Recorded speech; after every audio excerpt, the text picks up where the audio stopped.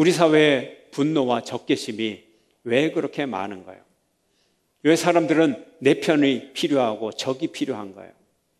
누구든 증오하도록 만들어진 결과이기 때문입니다. 누구든 증오의 종교인이 되었기 때문입니다. 집단적 트라우마가 분노와 적대감의 씨앗으로 이 사회 속에 깊이 뿌려져 있기 때문입니다. 씨앗이 뿌려져 있으니 증오의 씨앗이 증오의 싹을 낳고 증오의 열매를 맺혀가고 있는 것입니다. 이것이 우리 사회의 분열의 씨앗입니다. 이것이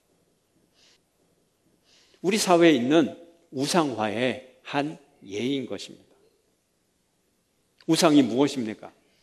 우상은 욕망의 투사입니다. 내면의 욕망을 투사해서 대상화하는 거예요. 이것을 프로젝션이라고 하죠. 지금 여러분이 보고 있는 이 화면도 컴퓨터 화면이 투사되어서 보이도록 화면을 통해서 우리에게 보여지는 거예요. 프로젝션이에요. 그래서 내부 이 그림을 보면 우리가 대상화가 되었기 때문에 보고 감상도 하고 평가도 하게 되는 거예요. 사람들은 대상화된 이 대상을 인격화하게 됩니다. 아이들은 인형을 가지고 대화를 하고 이야기하죠. 꽃과 동물, 나무, 사람들은 대화를 합니다. 이걸 뭐라 그래요? 전문 용어로 애니미즘이라 그러잖아요. 조각가는 머릿속에 있는 그림, 이 그림을 조각으로 표현을 해냅니다. 그러면 이 조각품 앞에 사람들은 제물을 바치고 절을 하고 경배하게 되죠. 이것을 종교화, 신격화한다고 말합니다. 속에 있는 욕망을 투사하여 대상화하고 이 대상화된 대상을 인격화하고 이 인격을 이제 신격화해가지고 절하는 것, 이것을 우상화라고 말하죠. 그러므로 사람이 만드는 우상은 결국은 속에 있는 욕망을 신으로 만든 거라는 거예요. 욕망을 대상화하고 신격화하고 우상으로 만들고 절대화하는 것입니다. 이렇게 보면 우상 숭배자들은 오로지 자기 욕망 속에 갇혀 있는 존재가 되는 겁니다. 우상 숭배는 오로지 자기 욕망의 숭배, 자기 기쁨, 자기 만족의 신적인 가치, 절대적인 가치를 가지고 있는 것입니다. 자기 만족이 절대적 가치, 신적인 가치를 가지고 있기 때문에 다른 사람들은 하나도 중요하지 않습니다. 내 욕망이 신이기 때문에 다른 사람들을 물화시키고 물질로 취급을 하고 도구화하고 착취하고 폭력을 휘두르는 모든 일이 정당화되는 것이에요. 그래서 하나님이 가나안 땅을 들어가는 이스라엘 백성들에게 우상을 버려라. 우상을 버려라. 하나님의 모세와 여호수아를 통해서 주신 말씀, 가장 중요한 말씀이 우상을 제거해라. 우상을 제거해라. 그리고 가나안 땅에 들어가면 그곳에 살던 거민들을 다 죽여라. 왜? 우상을 그들이 섬기고 있기 때문에 그들이 살아있는 한은 우상이 죽을 수가 없어요. 눈에 보이는 우상을 다 없앨지라도 살아있는 그들의 마음속에 있는 우상이 살아있으면 밖에 보이는 우상은 또다시 만들어지고 또다시 만들어지고, 그렇기 때문에 우상을 제거하고 그 우상을 믿는 그곳의 거민들을 단 한 명도 남기지 말아라. 바로 이래서 우상 숭배라는 게 이렇게 범죄적 구조이기 때문에, 구제불능이기 때문에, 그래서 그 거민들을 죽이라고 하는 거예요. 이걸 이해해야 되는 거예요. 하나님과 우상은 전혀 다른 거예요. 하나님은 누굽니까? 하나님은 사랑이십니다. 하나님을 믿는 믿음은 내 욕망의 투사가 아닌 하나님의 뜻, 하나님의 목적을 추구하는 것입니다. 타인을 착취하고 이용하고 그리고 파괴하고 버리는 것이 아니라 하나님의 사랑, 이웃 사랑으로 살아가는 것이 참된 신앙인 것입니다. 타인은 악용의 대상이 아닌 사랑의 대상이고 섬김의 대상인 것입니다. 하나님 신앙은 나눔의 기쁨, 함께하는 기쁨, 이웃과 함께하는 기쁨이 있습니다. 함께 행복한 낙원의 축복을 누리고 그 축복을 나누어 주고 흘러가게 하는 것, 이것이 하나님 신앙인 것입니다. 하나님 신앙은 자기 욕망의 폐쇄회로가 아닌 모든 지각이 열린 개방회로, 하나님을 향해 열려 있고 이웃을 향해 열려 있는 것, 이것이 참된 신앙인 것입니다. 우상은 돌과 나무와 주상을 섬기는 것, 여호와 신앙은 율법을 지키는 것. 우상은 욕망의 대상화, 인격화, 신격화. 여호와 신앙은 하나님께서 직접 말씀하신 그 율법을 듣고 지키는 것입니다. 우상은 각 지역의 신입니다. 하나님은 온 우주 만물의 창조자요 유일하신 여호와이십니다. 우상은 얄팍한 풍요를 약속합니다. 하나님은 창조주시요 구원자이십니다. 우상은 재물을 요구합니다. 하나님은 사랑을 요구합니다. 하나님의 신앙에 하나님을 믿는 믿음의 특징이 많습니다. 수백 가지가 됩니다. 오늘 시간 관계상 두 가지만 여러분과 나누겠습니다. 첫 번째, 11조입니다. 여호와를 섬기는 신앙 중에 하나는 11조입니다. 이 11조에는 세 가지 종류가 있습니다. 첫째 11조는 소산의 11조입니다. 소득의 11조입니다. 하나님을 향한 경배는 11조에서 시작을 합니다. 하나님은 이스라엘 백성들에게 소산과 소득의 10분의 1, 이 11조를 매년 하나님의 정하신 곳에 바치라고 말합니다. 하나님이 정하신 곳, 성소죠. 그곳에 누가 있습니까? 레위인들이 있습니다.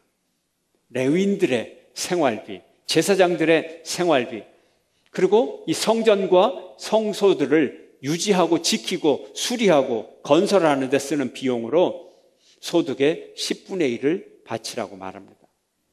곡식, 과일, 기름, 소, 양, 이 모든 것에 10분의 1을 드린다는 거예요.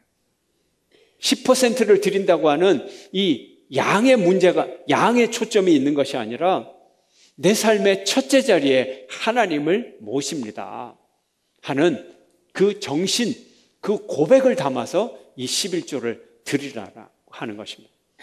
11조는 가장 중요한 신앙 훈련이며 실천입니다. 이처럼 규칙적으로 매년 소득의 11조를 정직하게 드리는 것은 내 삶의 모든 우선권이 하나님에게 있습니다. 그리고 이 모든 것을 하나님이 직접 주셨습니다. 그리고 하나님이 이 모든 것의 주인이십니다. 이 신앙 고백이 이 속에 들어있는 것입니다. 내가 주인이 되고 내가 모든 것의 소유권자고 내가 모든 것을 이용하고 지배하고 착취하는 것이 아니라 하나님 앞에 겸손하게 당신이 내 삶의 주인입니다. 이렇게 고백을 하는 거예요. 하나님을 삶의 첫째 자리에 모시는 여러분 되시기를 축원합니다. 하나님의 주인 되심을 고백하는 여러분 되시기를 축원합니다. 둘째 11조는 축제의 11조입니다. 두 번째 11조는 하나님 앞에 제물로 제사를 드린 후에 온 가족들이 모여서 함께 식사를 하는 거예요. 그런데 이 둘째 11조는 역시 매년 하나님 앞에 드리라는 거예요. 하나님 앞에 제물로 드리라는 거예요. 왜요? 온갖 모든 선물을 우리에게 주시는 그 하나님, 유일하신 하나님, 그 분께 영광을 돌리는 것입니다. 그리고 이 제사 후에 함께 축제하는 이 식사 자리에는 반드시 초대해야 될 손님들이 있습니다. 경제적 약자들입니다. 재산이 하나도 없는 레위인들, 그리고 재산이 없는 외국인들, 고아, 과부들, 이들을 반드시 초대하여서 하나님 앞에 화목제물로 바쳐졌던 그 제물을 가지고 먹고 즐거워하라는 거예요. 이것 역시 매년 정직하게 드려야 되는 것입니다. 그러므로 첫째 11조와 둘째 11조를 합하면 10의 2조가 되겠죠. 그런데 세 번째 11조가 또 있습니다. 구제의 11조입니다. 이 구제의 11조는 첫째 11조와 둘째 11조와 성격이 조금은 다릅니다. 첫째 11조는 소산의 11조, 둘째는 11조는 축제의 11조. 그래서 정직하게 반드시 매년 드려야 되는데 이 세 번째 구제의 11조는 3년마다 한 번씩 11조를 드리면 돼요. 3년마다 한 번씩입니다. 그래서 안식년을 기준으로 안식년이 끝나고 나서 첫 번째, 두 번째, 세 번째 해에 소득의 11조를 드립니다. 그러면 이것을 마을에 있는 큰 창고에 모아놨다가 3년 동안 다음 11조가 있는 그 3년 동안 구제 헌금으로 사용을 합니다. 그 마을에 가난한 사람이 있으면 도와주고 그들을 극도의 가난으로부터 지켜주는 구제금의 역할을 하게 되는 것입니다. 11조는 무겁고 괴로운 의무가 아니라 즐겁고 기쁜 의무입니다. 하나님이 창조주요, 내 인생의 주인이시요, 모든 것을 주셨는데 내가 너무 기뻐요. 너무 기뻐요. 그래서 내가 감사를 드립니다. 이것을 주님께 드리고 또 이것을 하나님의 전을 향하여 드리고 또 이웃과 함께 나누겠습니다 하는 신앙 고백이 이 속에 들어있는 것입니다. 내가 더 많은 것을 소유하고자 노력하고 남을 이용하고 착취하고 파괴하고 이때 내가 행복한 것이 아니라 하나님이 이미 주신 것을 내가 감사하고 나누고 또 함께 식사하고 축제를 할 때 이때가 더 기쁘다는 거예요. 이때가 더 기쁘다는 거예요. 그러나 가족이 있고 초대하는 손님이 있어서 음식의 영양과 맛에 신경을 쓰고 음식을 먹고 함께 나눌 때 우리가 더 건강해지는 거예요. 우리의 삶이 그래요. 우리에게 주어진 축복, 모든 축복이 이웃과 나눌 때 더 빛이 나고 행복해지고 기뻐지는 것입니다. 하나님의 곡식을 심고 거둘 수 있는 이 모든 땅을 주셨고 하나님이 경작할 수 있는 식물과 씨앗을 주시고 이 씨앗이 자랄 수 있도록 비를 주시고 해를 주시고 공기를 주시고 날씨를 주시고 그래서 우리가 풍성한 식물을 거두고 풍성한 추수를 한다고 하면 얼마나 감사한 것입니까? 이런 점에서 하나님의 이 11조 신앙은 우상 숭배와 구별이 되는 것입니다. 내가 나를 위해서 나만을 위해서 사용하는 것이 아니라 이웃을 위해서 베풀고 헌신하는 것이 진정한 축복인 것입니다. 11조의 신앙을 간직하는 여러분 되시기를 축원합니다. 두 번째 야훼 신앙의 특징은 안식법입니다. 안식법. 우상 숭배와 다른 점 11조와 안식법입니다. 안식법은 3단계로 되어 있습니다. 첫째가 안식일입니다. 안식일이 언제입니까? 6일 동안은 열심히 일하고 7번째 날 제7일에는 쉬라는 거예요. 안식일을 지키라는 거예요. 그런데 이때 안식일은 자기 혼자 쉬는 것이 아니라 자녀들도 쉬고 종들, 짐승들까지 다 휴식을 취하라는 거예요. 정신적 휴식, 육체적 휴식, 모든 휴식을 하라는 겁니다. 성경은 말합니다. 안식일 날 안식하지 않는 자, 일하는 자 돌로 쳐서 죽이라는 거예요. 이것이 우상숭배이기 때문에 그래요. 무한한 자기 욕망을 위해서 자기도 쉬지 않고 자식들, 종들, 또 짐승들까지 욕망을 성취하기 위해서 일하도록 일을 시킨다면 이 우상숭배를 없애라는 겁니다. 두 번째 안식법은 안식년입니다. 안식년이에요. 6년 동안 농사를 지으며 제7년째 땅이 쉬게 하라는 거예요. 땅도 안식을 주라는 거예요. 자연에도 회복력이 있어야 돼요. 땅도 하나님의 언약의 파트너예요. 자연물도 하나님의 약속의 파트너이기 때문에 자연의 생명도 소중하게 여겨라 하는 거예요. 자연의 생명도 소중하게 여겨라. 그래서 땅도 쉬게 하지만 만약에 빚을 못 갚아서 종으로 들인 그 종이 있으면 이 종도 7번째 해에는 풀어주라는 거예요. 사면을 시켜주라는 거예요. 종을 제7번째 해에 사면을 시켜줄 때는 그에게 퇴직금을 넉넉하게 주라는 거예요. 돈이 없어서 종이 됐거든요. 자기 집도 팔고 심지어는 가족들 아내도 팔고 자식도 팔고 그래도 돈이 없어서 자기가 종으로 들어왔으니 이 사람이 7년 후에 그래 내가 자네에게 자비를 베풀겠네. 빚을 탕감해 주겠네. 당신 자유해. 나가. 그래서 이 사람을 자유하게 하면 종으로 살다가 이 사람이 주인 집 바깥으로 나오면 어디 가서 그날부터 잠을 자겠어요? 집이 있어요. 먹을 것이 있어요. 그래서 종을 자유케 할 때는 그냥 자유만 선포하지 말고 종에게 아주 넉넉한 대가를 치르라는 거예요. 성경에는 이 넉넉한 대가를 어떻게 치르느냐? 일용직 노동자의 적어도 2배 이상의 일은 했다는 거예요. 그 기준으로 하라는 거예요. 품꾼의 2배 이상 일한 걸로 계산을 해서 퇴직금으로 넉넉히 줘야 이 사람이 집도 마련하고 다음 직업을 구할 때까지 안정된 삶을 살 것 아닙니까? 그러므로 안식년은 자연을 휴식하게 하고 또 종들을 자유하게 하는 그런 하나님의 은혜의 법칙인 것입니다. 안식법의 세 번째는 희년입니다. 희년은 50년마다 돌아오는 해입니다. 우리가 7년마다 안식년을 지키잖아요.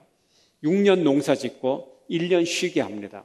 이거 7번이 지나가면 77, 49, 7번째 안식년은 49년째 안식년입니다. 안식년을 49년째 했는데 하나님은 50년째 한 번 더 안식년을 하라는 거예요. 이게 희년이에요. 여러분도 안식년 7년마다 한 번씩 하는 거 이건 할 수 있을 것 같은데 7년마다 하고 49년째 했는데 그 다음에 연이어서 2년 동안을 농사를 짓지 않으면 이거 어떻게 하란 말인가? 여러분이 걱정이 될 거예요. 이스라엘 백성들이라고 걱정이 안 되었겠습니까? 이스라엘 백성들이 걱정이 되죠. 그러면 하나님은 걱정이 안 될까요? 하나님도 걱정은 되죠. 그래서 하나님이 이스라엘 백성들에게 말합니다. 연이어서 2년 동안을 이 안식년으로 지낸다 그래서 염려하지 마라. 내가 다 알고 있어. 다 알고 있어. 그래서 48년째 그때는 내가 대박을 터뜨리게 해줄게.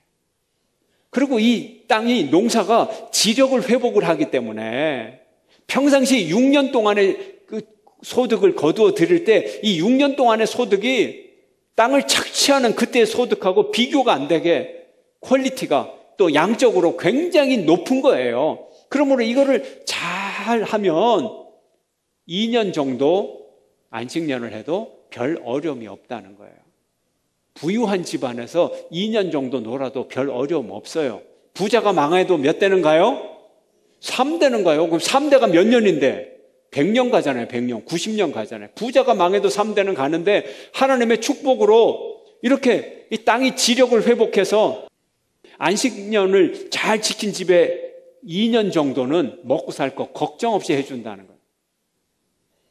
하나님의 사랑은 파격적인 빛의 탕감을 넘어서서 평상시에도 좀 더 능동적인 자비를 실천하라고 하는 거예요. 이런 안식법 외에 평상시에도 나눔과 베품을 살라는 거예요. 이것이 하나님의 사랑인 것입니다. 모세와 여호수아가 이제 이스라엘 백성들에게 강조한 것이 바로 이것이었어요. 강조한 것이 우상 숭배를 없애라는 거예요. 우상 숭배를 없애고 하나님의 진정한 사랑 속에서 들어올 때 가장 아름다운 사회를 만들 수 있다는 거예요. 이것이 새로운 현실이에요.